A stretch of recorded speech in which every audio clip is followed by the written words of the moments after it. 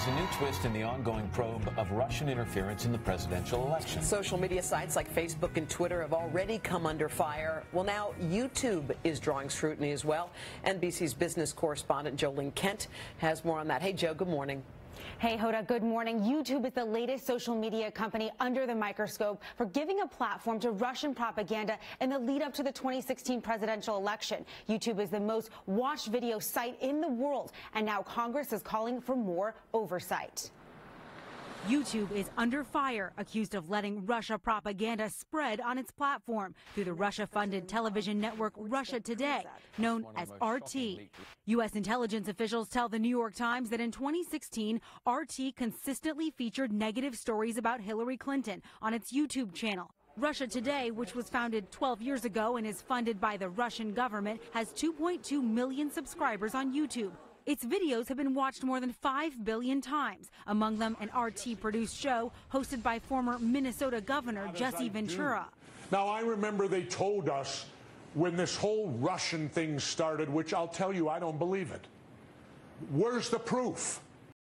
When American social media companies allow RT to propagandize our people, they should tell the American people this is a message from the Kremlin. This is not an independent news agency. This is basically what Vladimir Putin wants you to hear. Google owns YouTube and responded, telling NBC News, "We have a wide variety of news channels available on YouTube that represent an array of viewpoints from across the political spectrum. When content that violates our policies is flagged, we remove it." RT fired back at the New York Times, telling NBC News, "RT hasn't done anything wrong, but it's popular. How dare they? Something must be done." In January, the Department of National Intelligence said in a report that Russia used trolls as well as RT as part of its influence efforts to denigrate Secretary Clinton.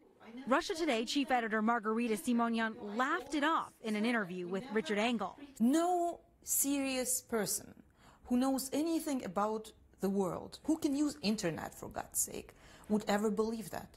But there's also documented evidence that RT used Twitter in an attempt to influence the 2016 election. The company says the Russian network spent more than $274,000 on ads in 2016, directed at followers of mainstream media, and primarily promoted RT tweets.